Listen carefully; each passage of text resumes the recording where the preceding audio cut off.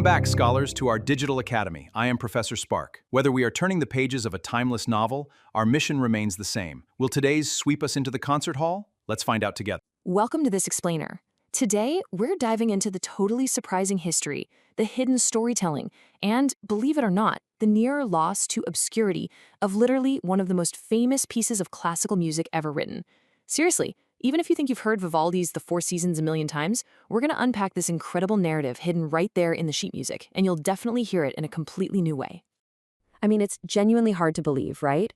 But Antonio Vivaldi's massive global hit completely vanished from the public ear for over 100 years.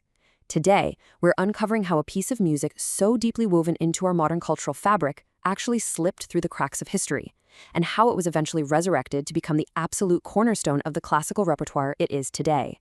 Okay, let's jump right into Section 1, the Red Priest's masterpiece. To really get the genius of The Four Seasons, we first have to meet the Venetian virtuoso who dreamed it all up during the absolute peak of the Baroque era. Enter Antonio Vivaldi, born in 1678. Now, he was affectionately, and, well, maybe a little notoriously, known as Il Prete Rosso, or the Red Priest. And yeah, that was thanks to his striking red hair and his ordination. But Vivaldi wasn't just a priest. He was this fiery, brilliant violin teacher at the Ospedale della Pietà.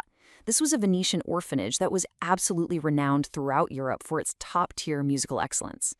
So this gave Vivaldi an elite ensemble to test out his most daring, wild musical experiments. Now, what's really fascinating here is just how volatile this masterpiece's journey actually was. Composed around 1720 to 1723 and published in Amsterdam in 1725, these concertos were a massive, massive hit.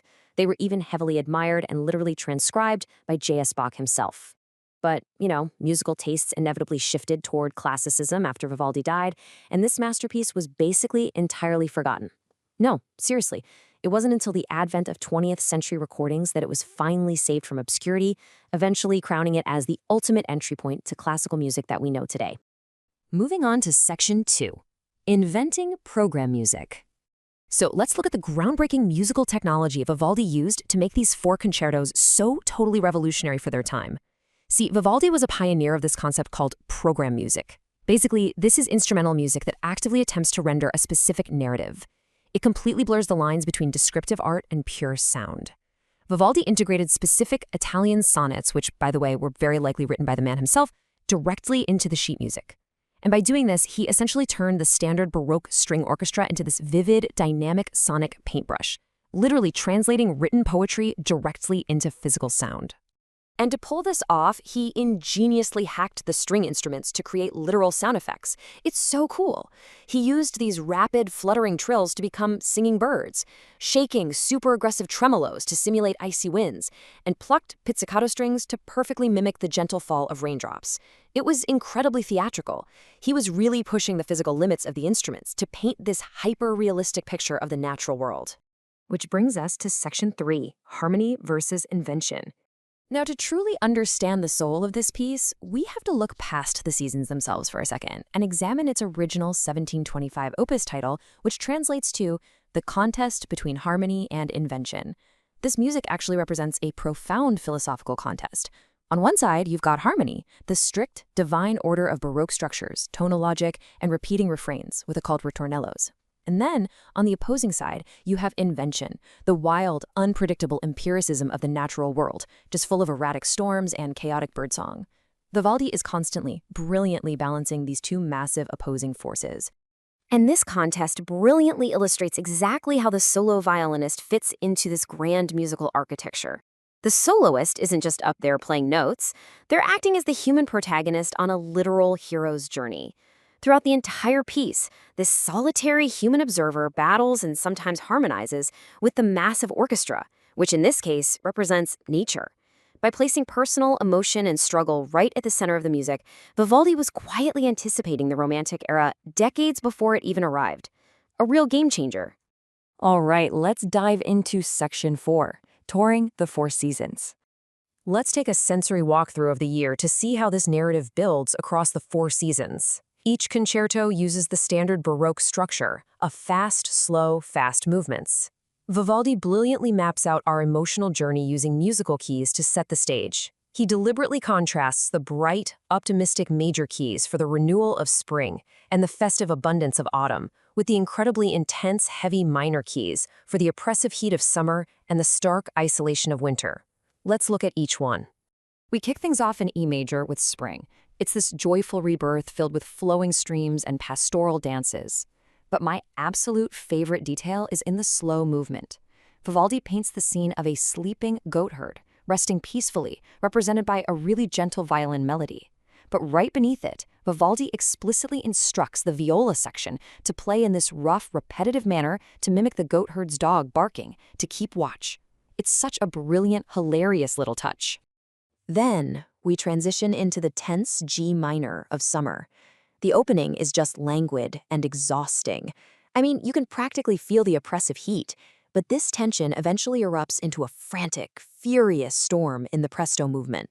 The soloist has to play these incredibly rapid, jagged passages that don't just sound like thunder and lightning, but actually furiously mimic the intense annoyance of buzzing summer flies swarming around. As the storm clears, autumn arrives in F major, bringing the relaxed satisfaction of a bountiful harvest. The music here is wonderfully descriptive. After a joyous celebration, Vivaldi depicts a stumbling, hilariously accurate drunken slumber in the beautiful adagio movement. But hey, the rest doesn't last long, because the finale wakes us right up with a vigorous, galloping rhythm that perfectly simulates a horseback hunt, complete with echoing horn calls. Finally, we reach the stark, introspective F minor of winter. The opening tremolos and sharp staccato notes literally make your teeth chatter against the icy winds. But Vivaldi doesn't leave us out in the cold for good. The middle largo movement guides us indoors, offering this warm, beautiful, sweeping melody. It represents the safety and refuge of sitting by a crackling fire while the cold rain falls outside. He manages to find such profound beauty in the austerity. And that leads us to Section 5, a timeless human experience. Now that we've traversed the year, let's zoom back out for a second. The big takeaway here is that the Four Seasons is so much more than just a clever imitation of the weather. It continues to transcend its 18th century origins because Vivaldi essentially uses the cyclicality of time as a microcosm for our own lives. He captures these totally universal human responses, the pure wonder of renewal in spring, the overwhelming struggles we all face in summer, the reflective gratitude of autumn, and our resilient endurance through the hardships of winter.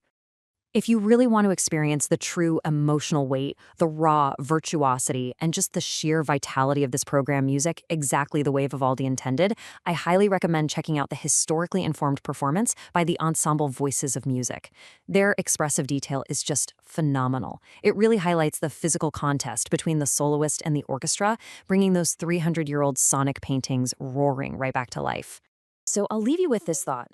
The next time you hear this ubiquitous melody, whether it's in a fancy concert hall, a movie soundtrack, or, even playing in an elevator, listen closely to that solo violin.